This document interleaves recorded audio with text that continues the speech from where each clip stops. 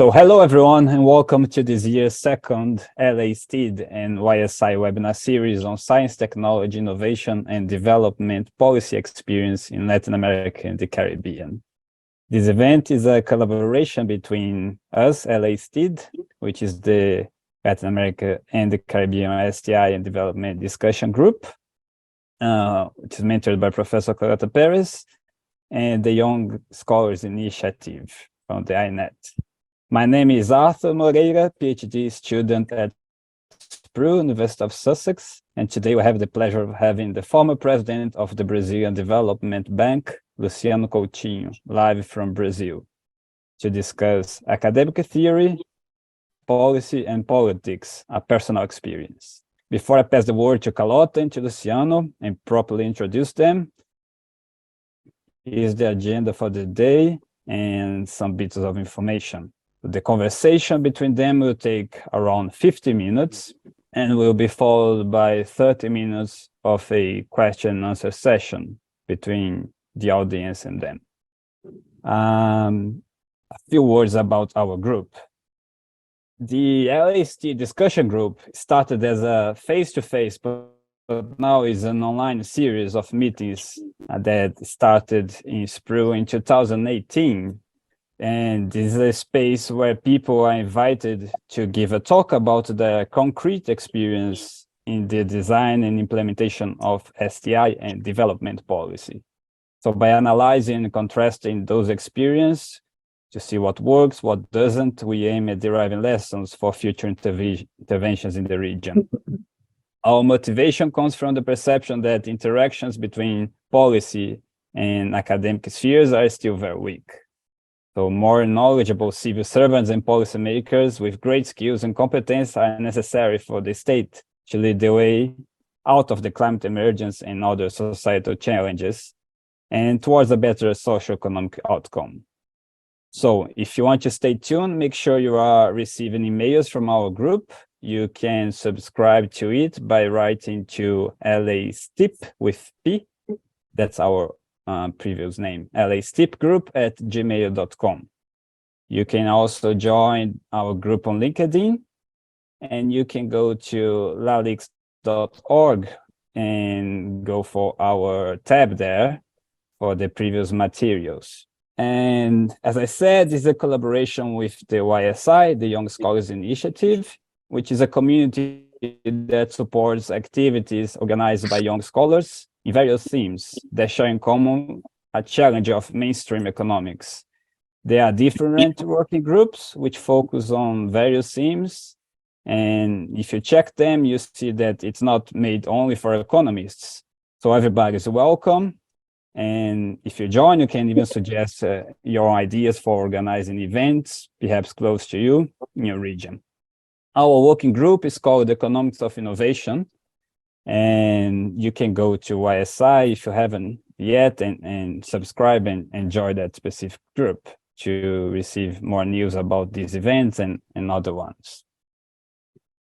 The next event, for example, is going to be in a week from now with Mariana Mazzucato, the founding director of IIPP, on the 25th of May.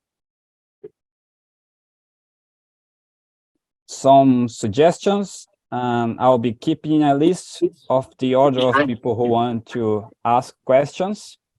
So you can either type in your question or just put your name so I can control the order. And if you don't want to ask the question yourself on your microphone, you can just tell me and I'll do it for you. I ask you also to please keep your phones muted unless you are speaking. And that's pretty much it. So let me introduce today's speaker. The main focus of Luciano Coutinho's academic career has always been industrial policy and the real economy. He holds a PhD in economics from Cornell University, a master's degree and bachelor's. Oh, no. And a bachelor's in economics from the University of São Paulo. He has been a guest professor at the Universities of São Paulo, Pérez 13, Texas, and Instituto Ortega and Gasset, besides being a tenure professor at the University of Campinas.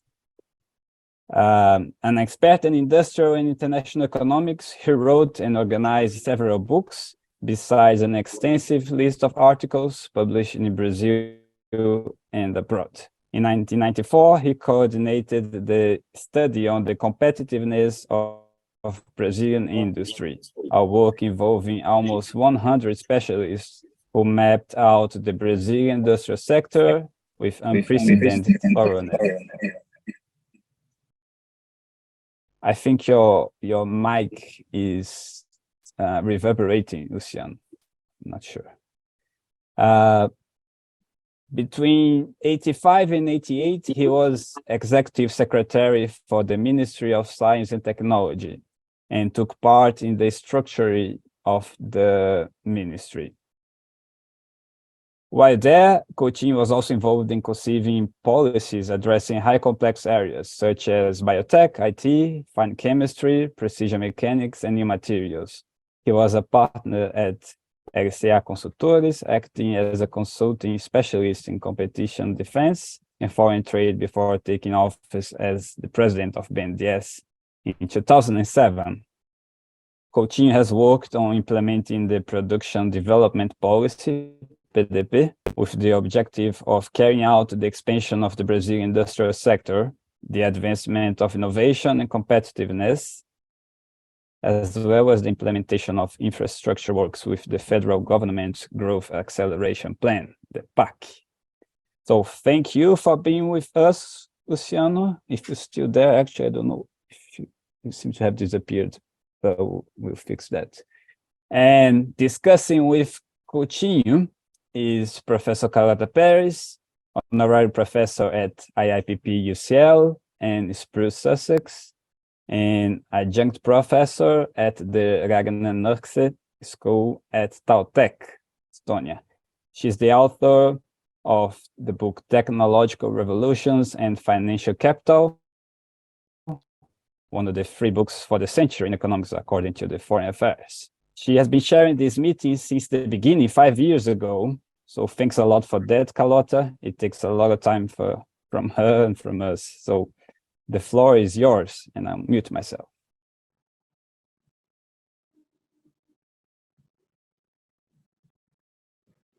Thank you, Arthur, and thank you, Luciano, for accepting this invitation. It's very, very important for us to listen to people like you.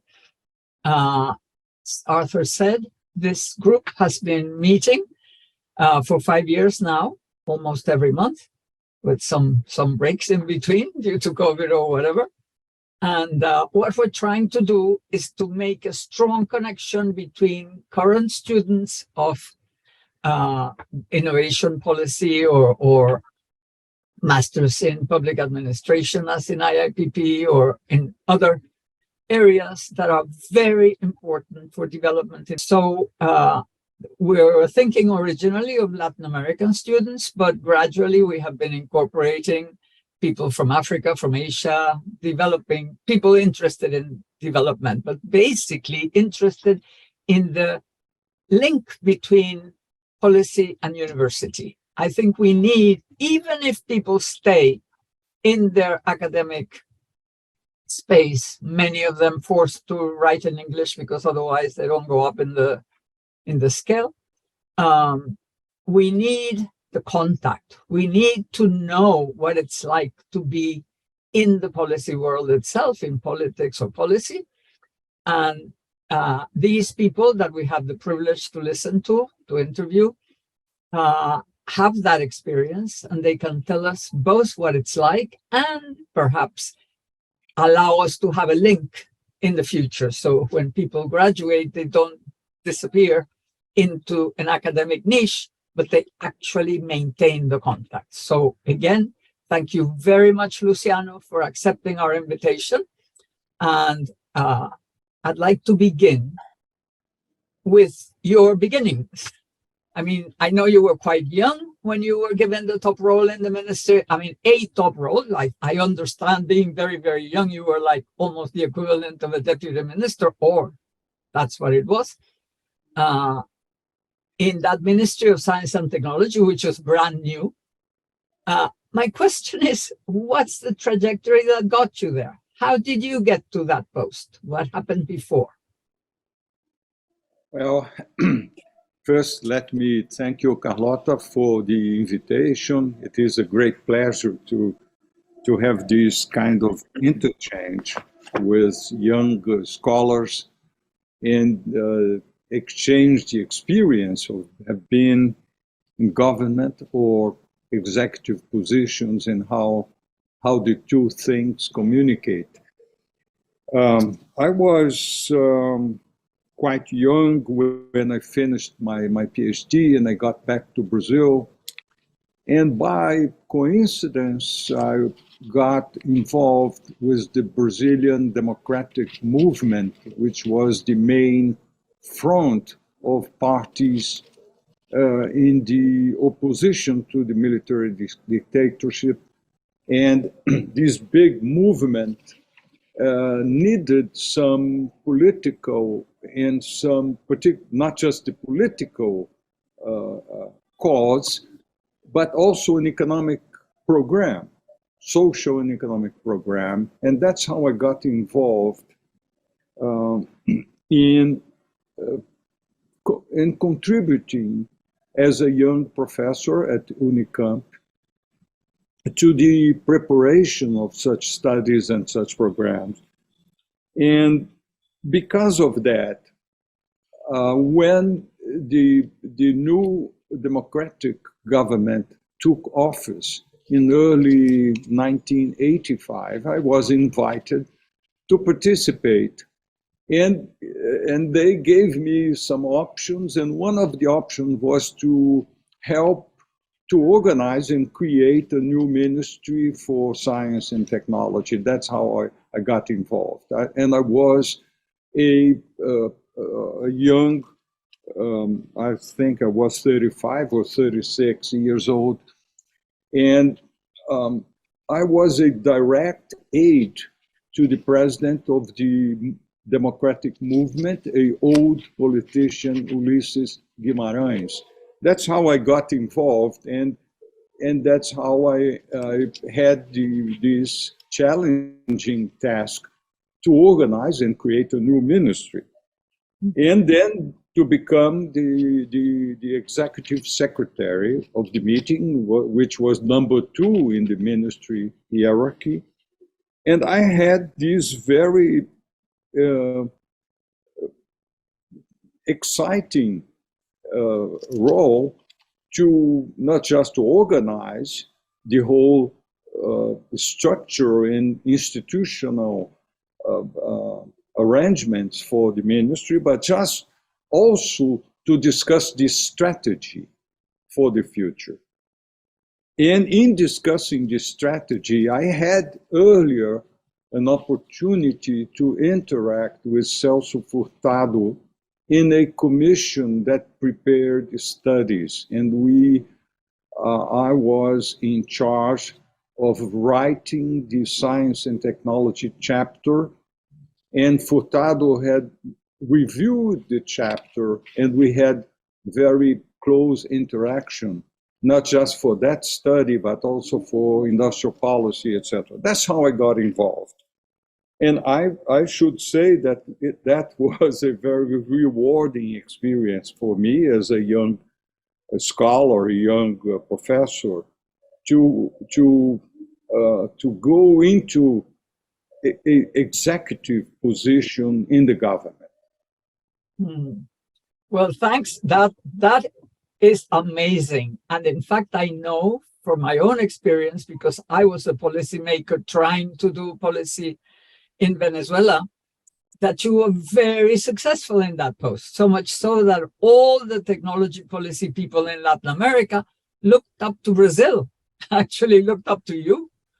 So which would you say were the main achievements, and what were the key reasons for the success? Well, I think the achievements was,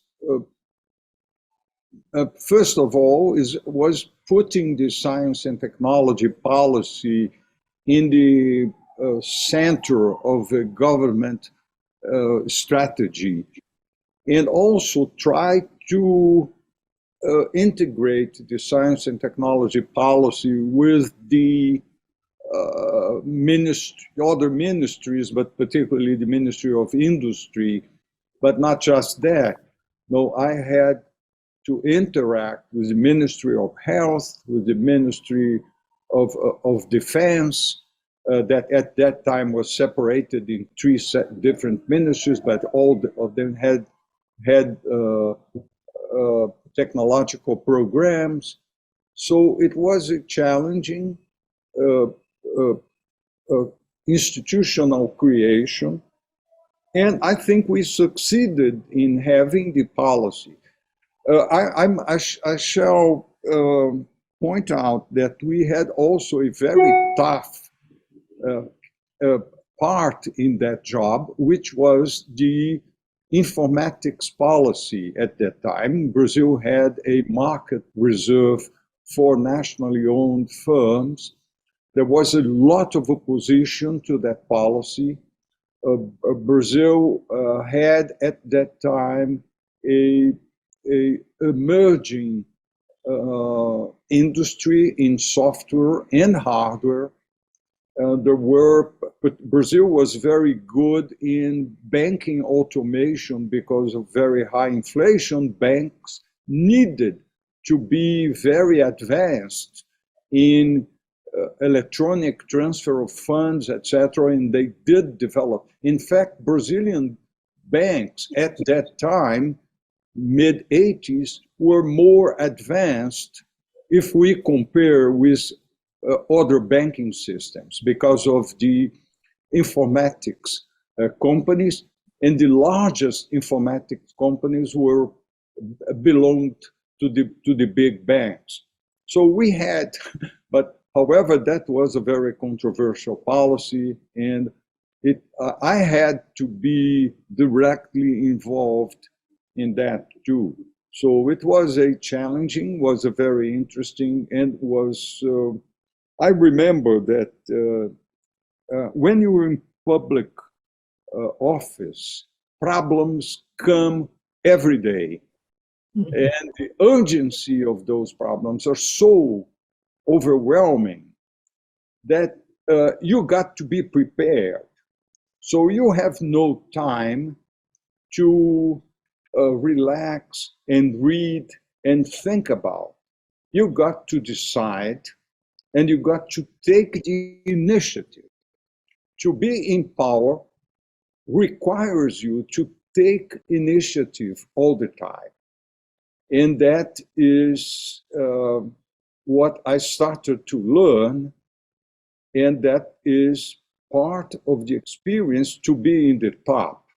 Not necessarily when you're not in the top and you're not the person or the small number of people that take the decisions, you can have some peace, but it's not usual when you're in government, when you're in executive position. So it is.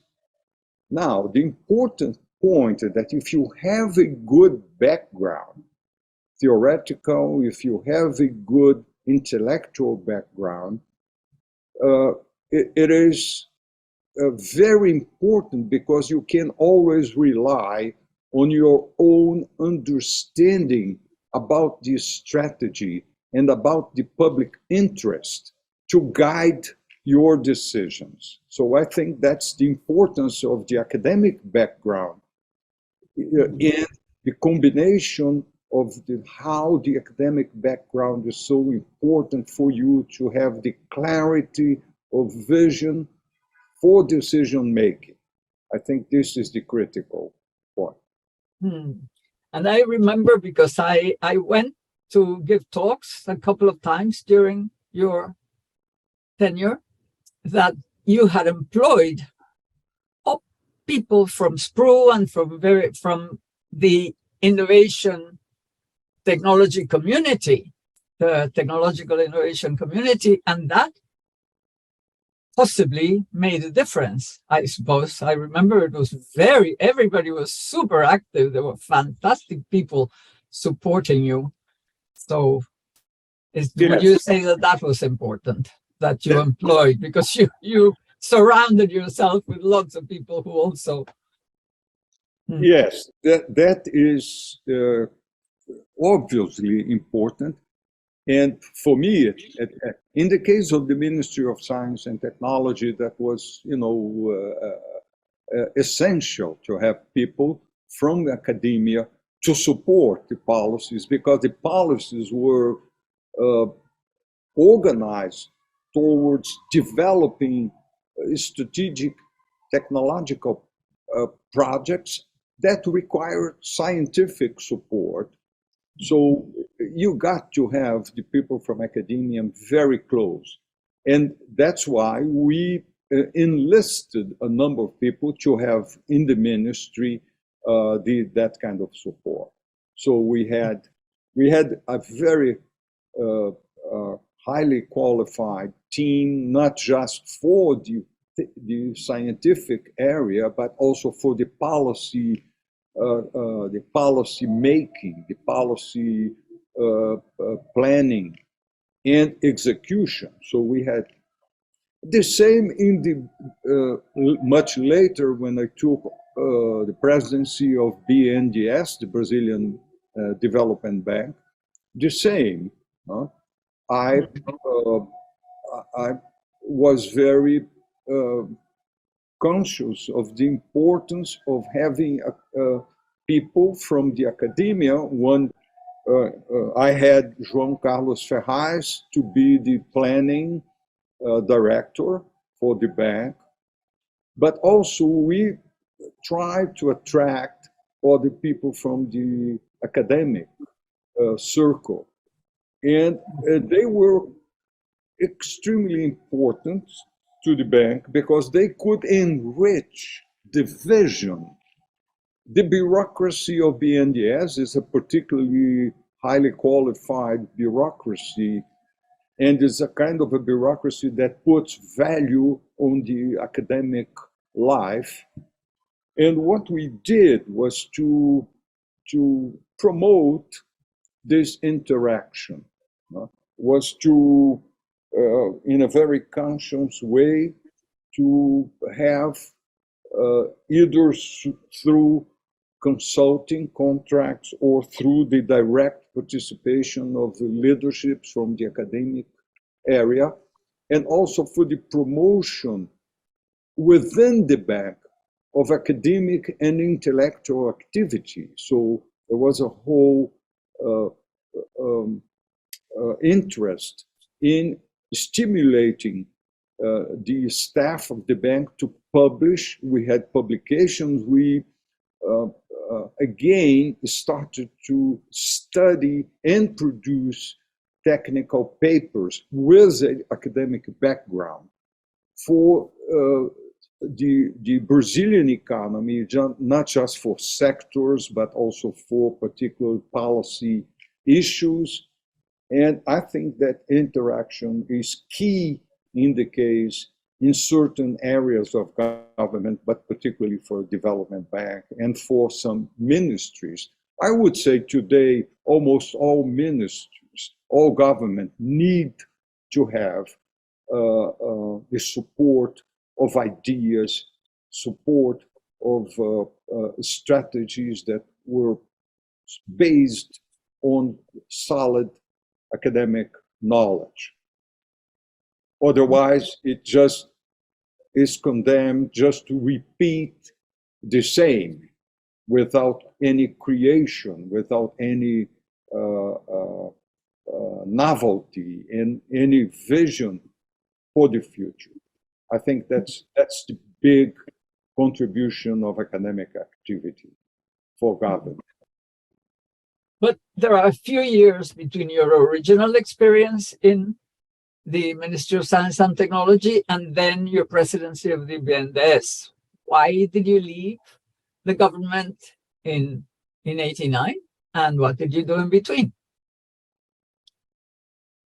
I did not You left the Ministry of Science and Technology in 1989, right? And it was several years before you became president of BNDES. So what was in between? What did you do? Why did you leave the ministry, and what did you do in those years? Well, I left ministry after 4 years. It was the end of a cycle. It was the end of a cycle, beginning of a new government, election of Collor de Mello, and the completely different vision was the start of a liberal kind of a policy, and had nothing, didn't match with any of my ideas. So I left. I went back to the university. And then when I got back to BNDES, it was a long period because Brazil had different governments that I could not find myself in tune with these strategies because of a dominance of a more neoliberal ideas, or there was no priority for industrial policy. There was some priority for scientific and technological policy, but divorced from the industrial policy. So I didn't, first of all, I wasn't invited, and second, I didn't feel myself any kind of identity with these in this period. I was again invited in the beginning of President Lula's administration, but I refused because it was not a position that was.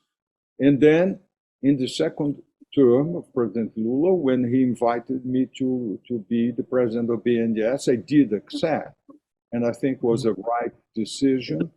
And I had a very long tenure in the bank, and I spent 9 years as president of the bank.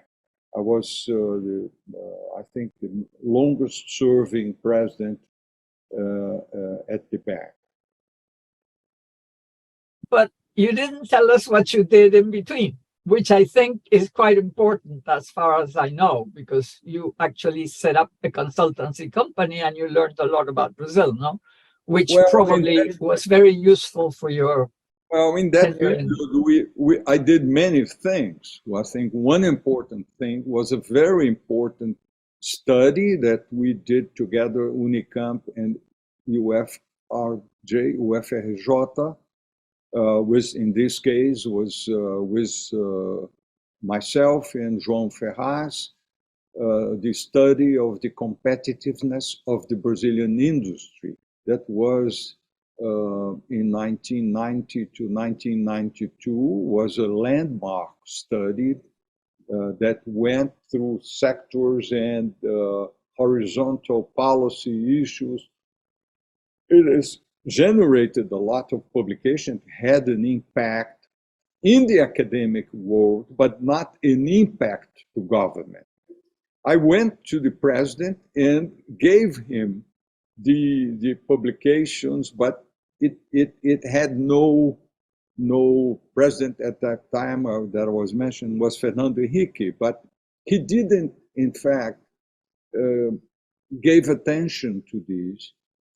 But that was an important contribution. And I started later in the 90s, late 90s, the consulting company that became today the largest Brazilian economics consulting company. And fortunately, it's continued to do very well. It was already an important company before I took office in BNDES, but it remained so and grew. And I'm very proud that I could also had this experience as a business. When you acquire this position and you have a small company at that time, nevertheless, you have to pay the wage bill each month.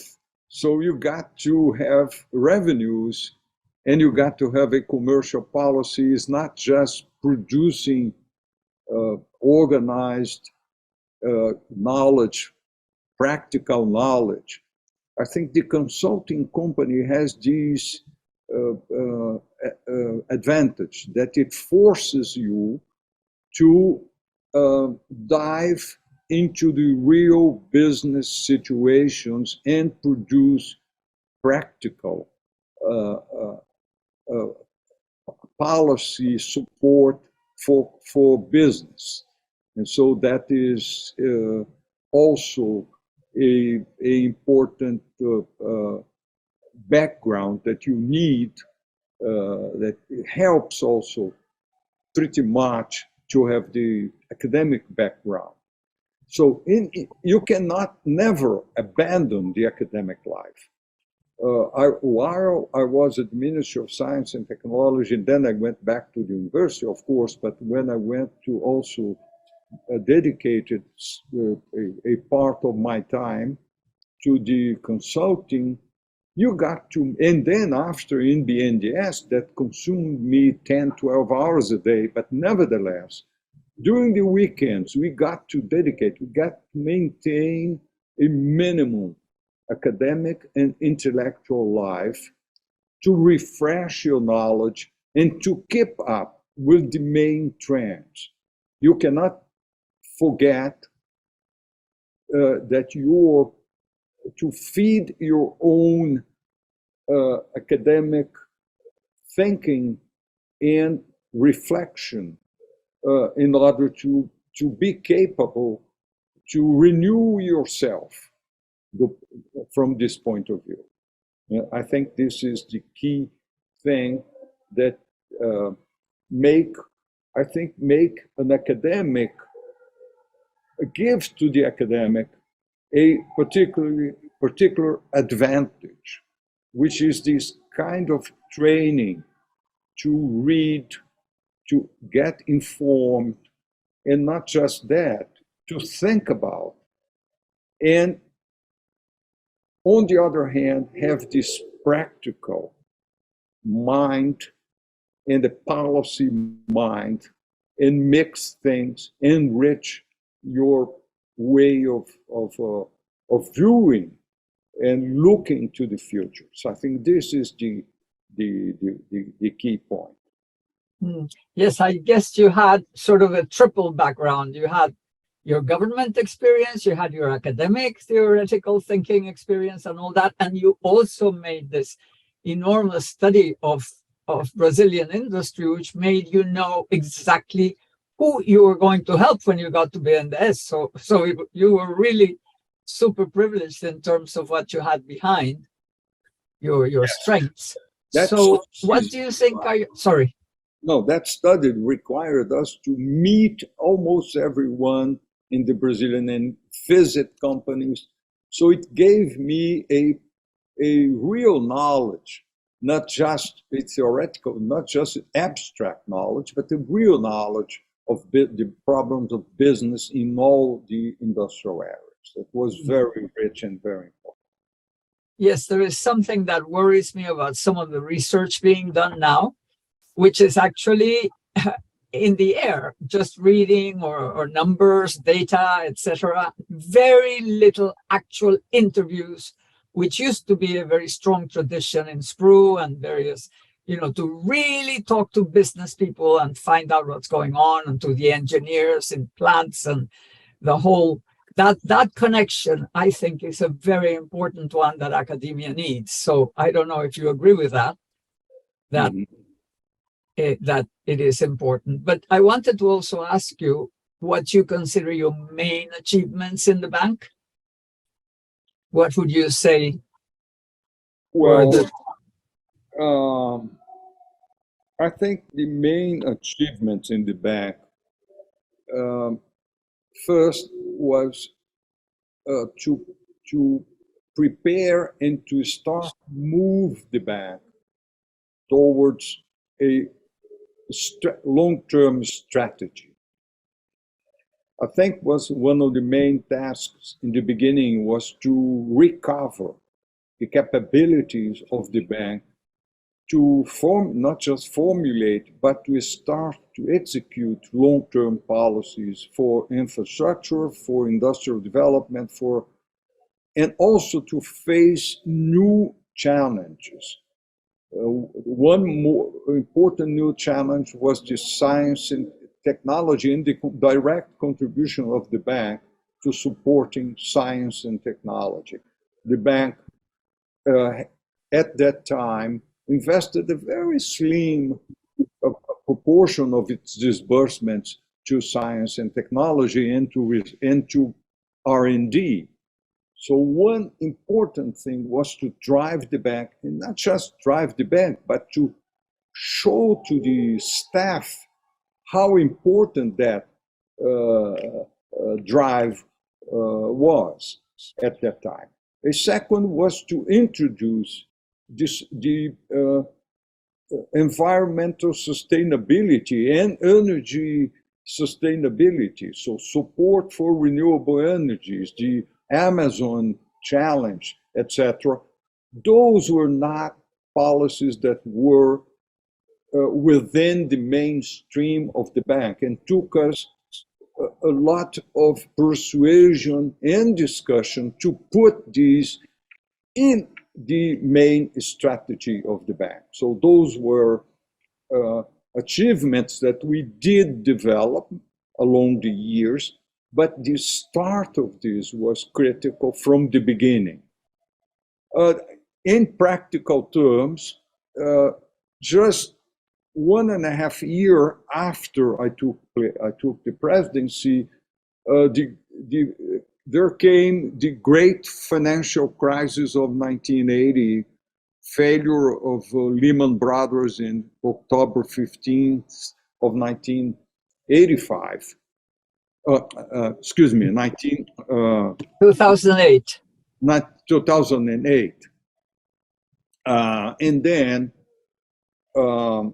we had this challenge to face, and I think the bank at that time period was critical because we could support additional investment, additional capital formation in the Brazilian economy, equivalent to 2% of GDP in 2009.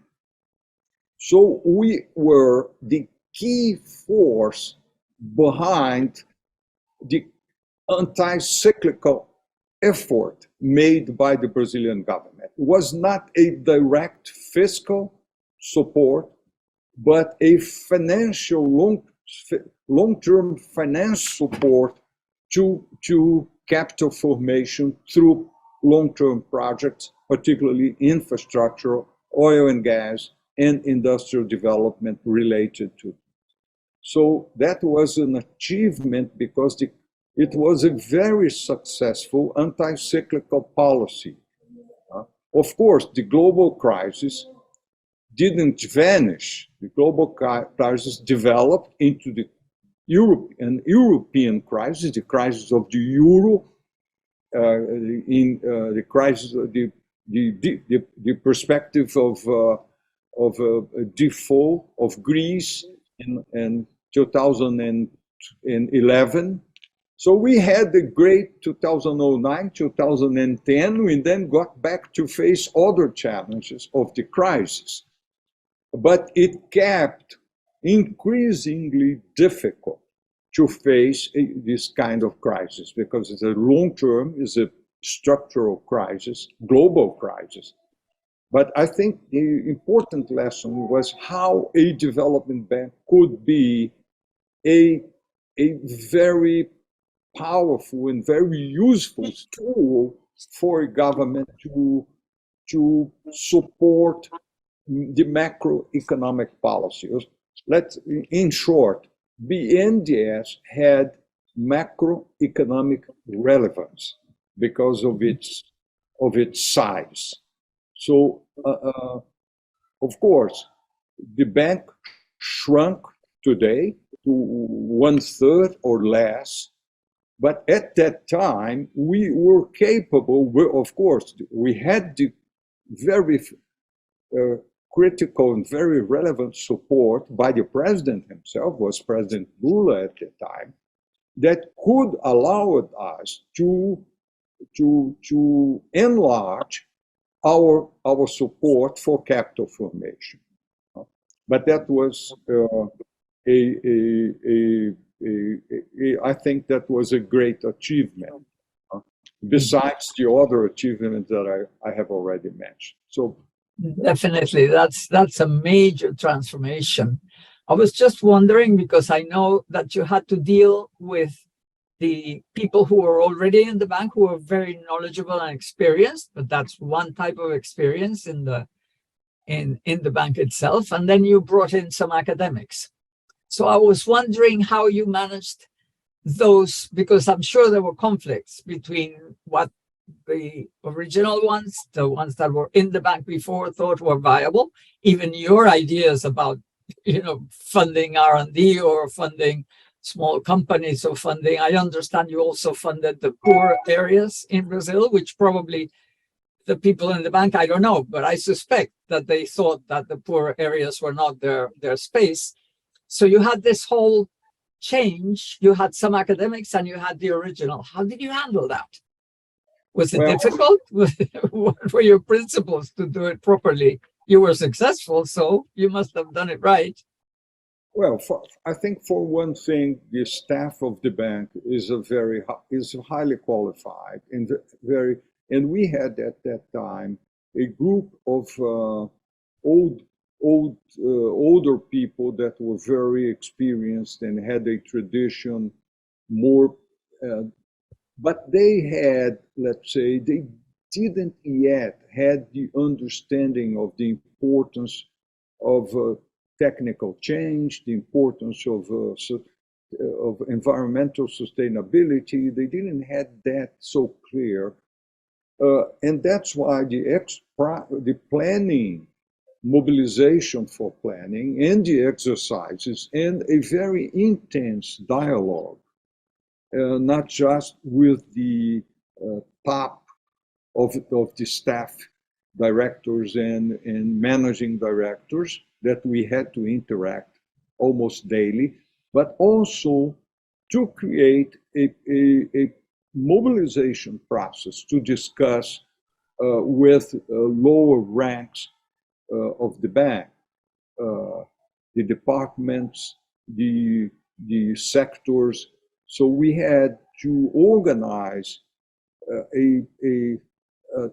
not just a top-down kind of planning, but bottom-up. So it took us a lot of time to discuss and to persuade and to help people, including the incentive for people to go back to the academics, to move, create the incentives for moving. And we did have a program to send our staff for courses abroad, not long-term, but shorter periods, to have this new oxygen of discussion within the bank. And I think that's the critical contribution that the staff that we brought from our colleagues in the academic institutions to the bank was so important. So to this renewal of the mindset of the bank, I think that was also because we had also a renewal of people that were retiring for age or for time for retiring, for newer staff and younger, that we had also to mobilize them. So there, I think that was a great, how important the process of not just planning but managing the bank in a opening up to participation of the young people And I think that was very important also for the bank. You know that every PhD thesis in this area and every academic article ends with policy recommendations. What do you think is the main difference between suggesting policies as an academic and designing and putting policies into practice from top jobs and governments? I mean, what do you think would be the main lessons you learned about exercising power in that area? Well, I Or think in general, exercising power. there is all the difference, because when you are in the academic realm, you don't have power. You're not, you're suggesting, you can be very useful in helping. But when you are within the public sector with the responsibilities, and you have power to decide, you have budgets, you have institutions, you have the authority, and you have the power of initiative. I think that's entirely different. And this is what makes the merger of your academic background and your capability to take decisions and manage the execution within a institution like a bank. It could be a ministry, but within a organized institution that requires, it's entirely different role, and requires a lot of capacity to understand the real world, to interact with the interests, with the business community, all the interested parts in the process. I have heard you say that arrogance is the most dangerous thing to have, that you're bound to fail if you have arrogance. So from everything you have said, one feels that you have this, you consider that capacity of dealing with different people who have different experiences, different knowledge.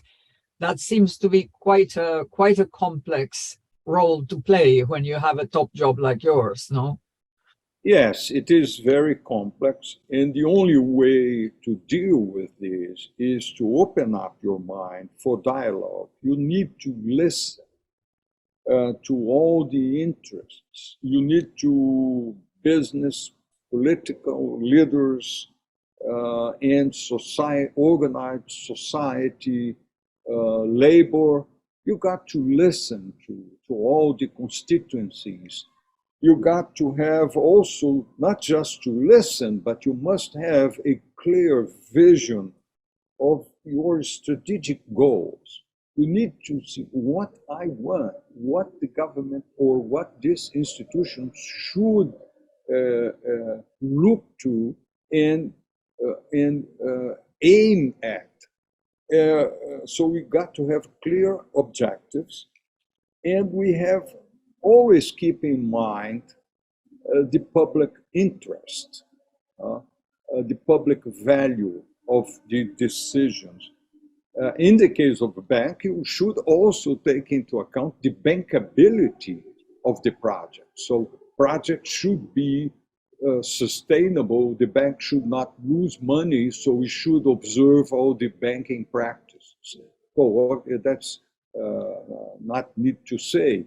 So it is a complex task.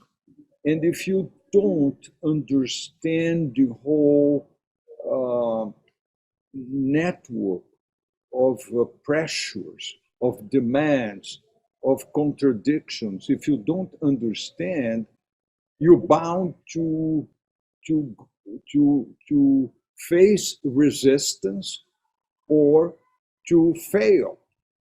So it is a complex task and requires also a political experience to deflect and to aggregate support in one side and to avoid collisions. So it is difficult, yes. Hmm. So how much of what you learned in government enriched your academic work when you returned? Do you think current curricula in policy studies, especially innovation studies, responds to the needs of policymakers? What would you change in universities that teach how to be a policy? I mean, somehow you don't really learn how to be a policy maker, you learn how to think about policy. So how do you get that going? And is it possible to change, to improve education, you think? Yeah, I think in the academic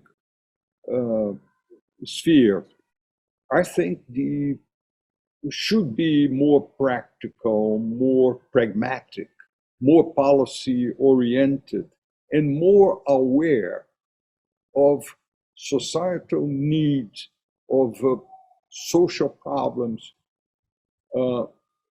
should be aware also of all the vested interests behind all the issues. So we got to, it's to be a good economic executive, you got to be also, you got to be a political economist, because you need to understand where the legitimate interests are of business, what they wish, what things you cannot support because they're not healthy or not good for society or for certain.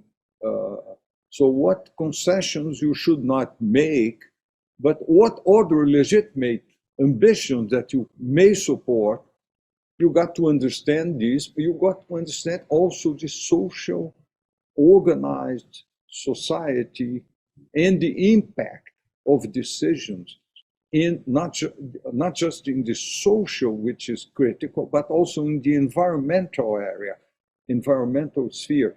So it is a complex decision, usually very complex decision-making process. And you got to be aware of the whole political and configuration in each situation. You got to have these very clear. So it is, and also you got to have political support. Now, you cannot lose political support, because if you lose political support, you will not last long, and your policy you wish to promote may not last also. So it is a necessary capability that you should develop if you go to public office. Now, I would say that in government, what we need is more academic background, better for being in government if you have the right academic background, because you need a vision, you need an understanding of the historical trends, and you got to have the theoretical basis for understanding that. So I would say that the merger of those virtues, if people in academia could understand more how complex and how difficult it is to exercise power while you have a position in government in one side, and on the other side, in being in government, you should value the importance of having the academic support and the academic background, and how valuable that is for you. So I think that's the point. That's the lesson I could, after being in the position for such a long time.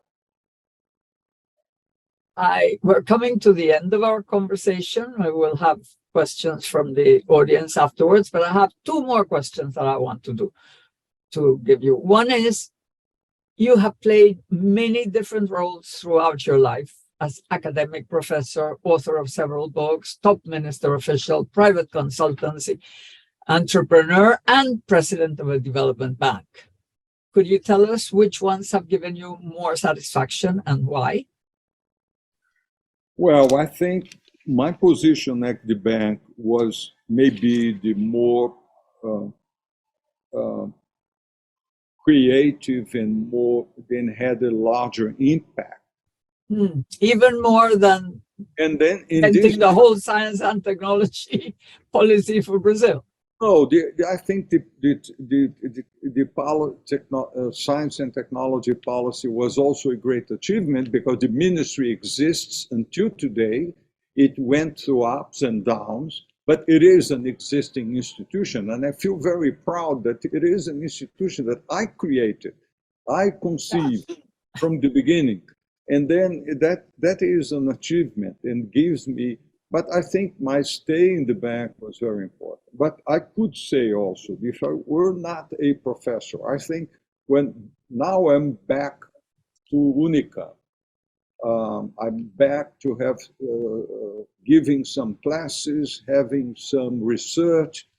That is so rewarding for me that I think it's difficult to answer your question because the pleasure of interacting with young people. The other day, I had to give a big lecture to the whole Institute of Economics, new students for undergraduate courses.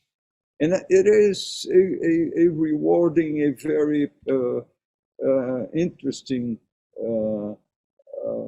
activity. So I feel very also so satisfied in the academic life that I don't think I can divorce myself from this. So it's difficult to say. Okay, one last question. If you had to share one lesson with the students, one lesson that you have learned throughout, which one would it be from all your experience? The current students of economics and innovation studies, what would you tell them that's the most important lesson that you have learned and that you want to share? It's not easy, I know, to choose one, but try. Well, if we're talking to economists or professionals here related to economics, I think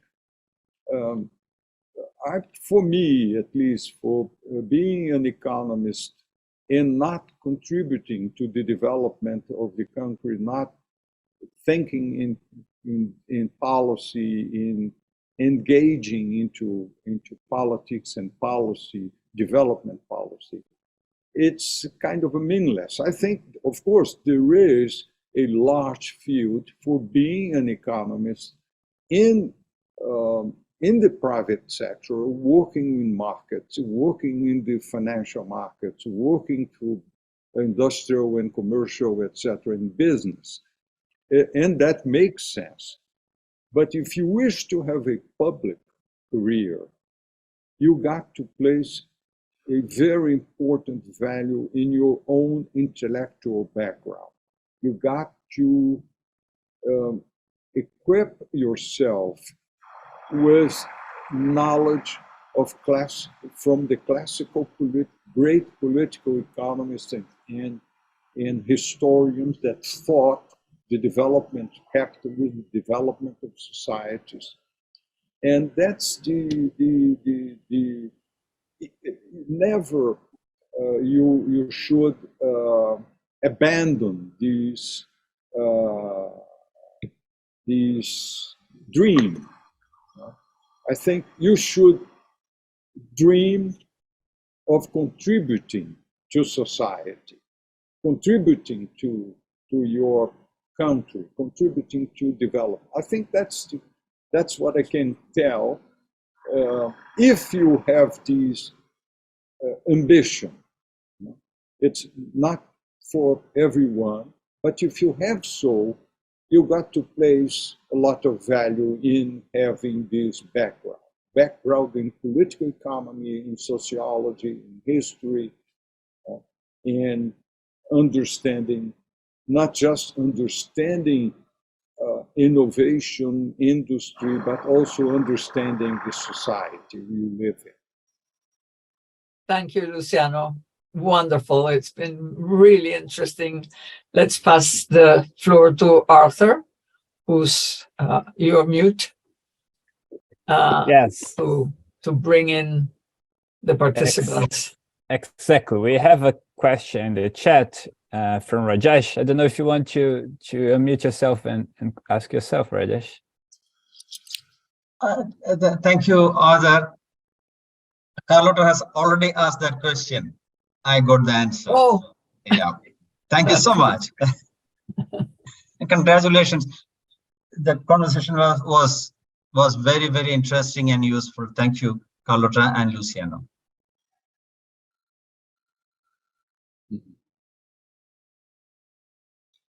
other questions? Okay. Well, there's one. You kind of started to answer right at the end, Luciano. You mentioned various times the importance of having a understanding, a theoretical background that you believe in that would support your actions. I wonder if you could identify some of these conceptual and analytical frameworks in particular. Shall I go question by question? Okay. I think it's better, yeah. Because it could shift from an area to another. I understand that the question is about who would be the thinkers that influenced his performance. I understood that the question was about identifying the basic. Yes, the theories, the thinkers, the theories that would help you in policymaking. Apart from your own, of course. Well, let's start from the classics. Now, I had the chance when I was a graduate student to spend 4 years reading hours every day. And I had a very generous chairman of my PhD program that allowed me to organize reading lists, and he would give me the credit after I'd done the basic courses, etc. And I was very capable in quantitative methods, etc., and basic conventional economics. So he allowed me. Then I read a lot, but I started reading original text of Keynes, the general theory, monetary theory, in order the historical short text of Keynes in his experience, how to pay for the war, the organization of his papers for the Bretton Woods Conference, etc. So that's important because great ideas, macro basis for macroeconomics. Then I read Schumpeter. I read The Business Cycle, very large book, spectacular. It's a fantastic book. Sometimes I just pick it up again from my books and read because I forgot. I mean, I read it carefully, but I read other things of Schumpeter. So I think that's a basic classic author. I would say that you should also read other. I read Marx, particularly the volume 3 of Marx, which is the most difficult, most challenging and interesting because it's about money and finance, very complex.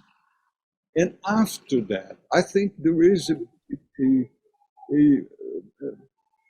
many other authors that I would say that are capital for understanding the world today.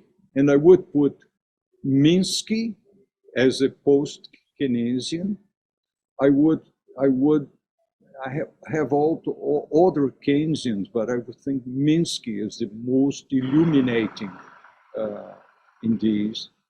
I would think of some post-Schumpeterian, new Schumpeterian, that I will not mention because I think, but I would pinpoint Professor Freeman as one that had a lot of influence in my own formation.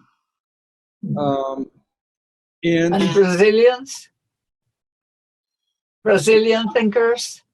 And of for course, development thinking and so on? I had the privilege to interact in some period of my life with Furtado, Celso Furtado, which was a fantastic example for me because he was an academic and also was minister of planning.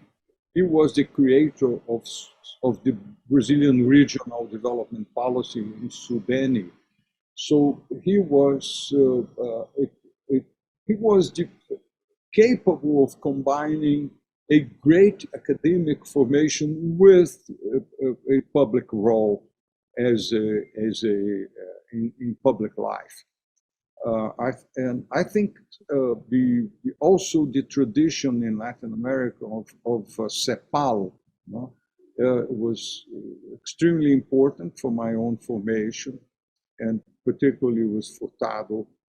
So, and I think the basics of industrial organization and understanding how oligopolies work, how oligopolistic competition, how markets function, because markets do function and markets have a tremendous role, but they have nothing to do with the perfect competition in textbooks. No, they're very different. Oligopolist competition could be much fiercer and more aggressive as compared to the perfect competition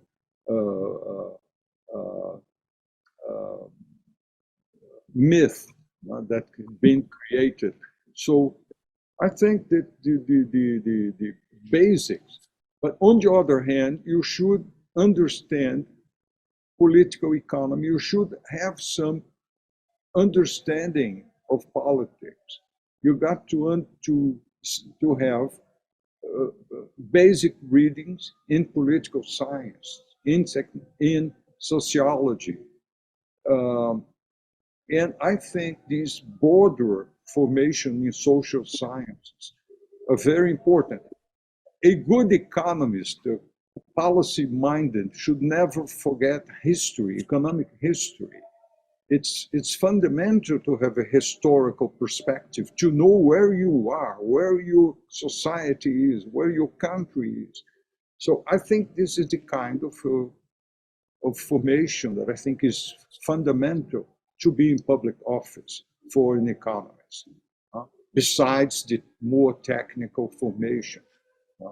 Not that I'm not saying that you should be capable of also of understanding the statistics, understanding the quality of the information that comes to the statistics, understanding the quantitative methods, such that you have a minimum basis for supporting, but you should not overvalue these methods. Those methods should be understood in its value, not in its making it upside down and putting the theory at service of the statistical findings, but on contrary wise. So I think this is what I had in mind when I talked about. Great, thank you. I I have one question myself, and it is related to this you have mentioned, because it takes years to build that theoretical background. And when you deal with policymaking, with actions in the real world, not everybody will understand where it comes from. So in dealing with financing innovation and the intrinsic uncertainty that's part of this area, what are the dangers related to working with that? Nowadays, not always that you'll be able to see concrete success in the actions, for example, of BNDES. And to show it to authorities is also not very easy.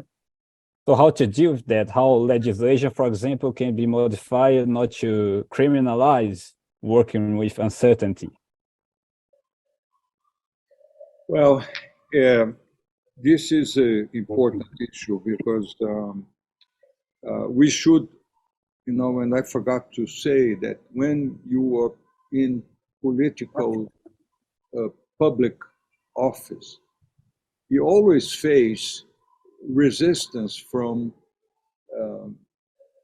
vested interests. You face resistance from the liberal mind that is moved to preserve in a capitalist society and in a capitalist society in which finance has an overwhelming presence and importance, the freedom to speculate, the freedom to create and innovate in the financial area, it's hard to face. And those interests are so powerful that they promote this culture of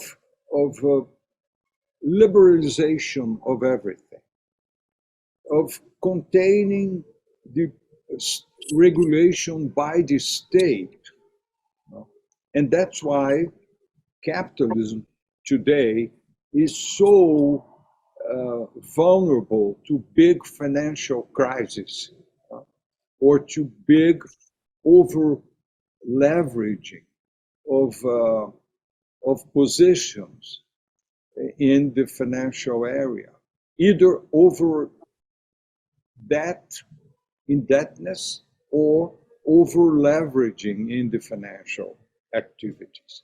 So these importance of this phenomena, which is obvious, the financial wealth, globally speaking, is today 6 times the size of the global GDP. So we have the idea of how important this is. And those people don't like regulation at all. They would prefer to leave it. And it is understandable that they wish so. On the other hand, when they fail, the state, central banks, should bail them out, put money that, as it happened in 2008, 2009, it just happened a few months ago in Credit Suisse and Silicon Valley and other banks that failed, then we still have danger of this. So this liberal vision is in antagonism to the vision that wishes to promote development, capital, industrial capital accumulation, technical progress, and innovation with social goals. This is entirely way to look at the world. And those clash of these visions, you got to be aware of how you, in your way of proposing and formulating, you're capable of avoiding got trapped in this clash of visions, and trying to be capable of not just of escaping from this, but also proposing constructive way out for these, for society and for government.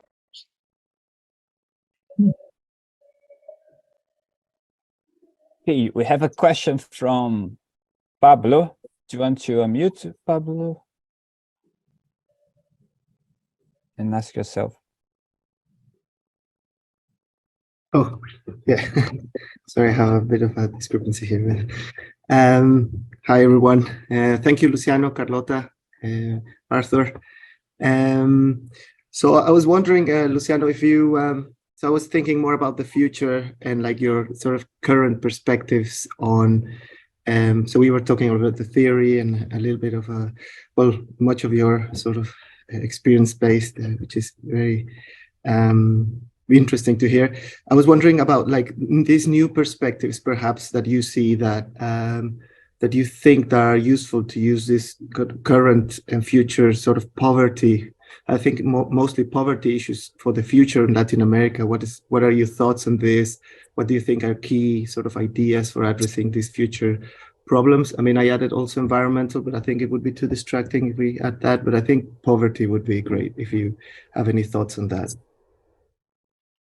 Well, thank you for this question. I think Latin America is facing a big challenge, not just Brazil and Latin America.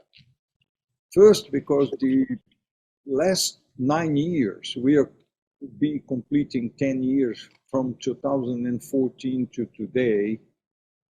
It's a decade of such a low growth, low capital formation in Latin America and especially in Brazil.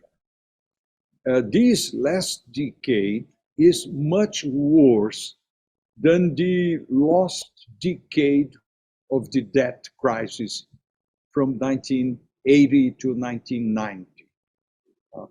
It could be surprising, but I think the whole development model of Latin America came into a collapse and never recovered, and we are facing a big challenge. And on the other hand, Latin America is still muddling through a very confused with a lack of a clear project for the future. And on the other hand, Latin America, with a very few exceptions, is continuing to be very vulnerable to foreign exchange crisis, vulnerable to commodity prices cycles, etc. So we need to think of we need to entirely think a new perspective, a new development model for Latin America. And I think this is the great challenge. On the other hand, now I was talking about this clash of liberal, finance-dominated vision and the other vision of people that still worries with industrial development, innovation, etc.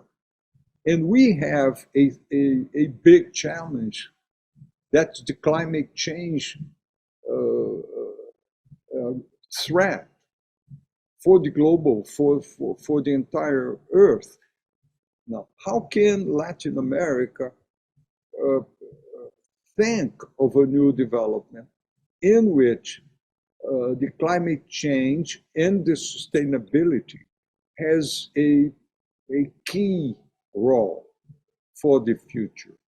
Because I think Latin America has natural resources, biodiversity, water, and has other advantages that we should think about, which could be a new axis for a development model for Latin America. And we should think about, because I think that's the role that it's required from people from academia to propose bold, creative, and mobilizing new ideas for the future. And that's why I think it's in lack for in our profession as economists.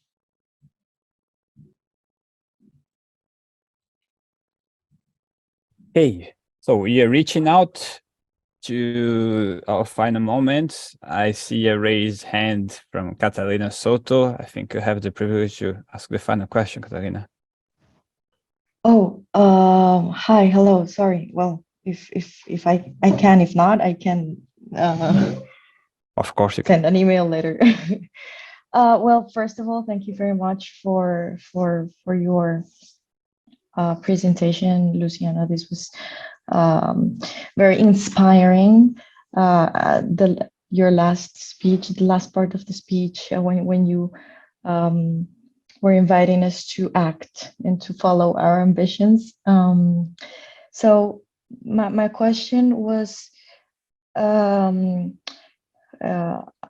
about this clash that you were mentioning of political views. For example, in my research, I have encountered that there is a tension between the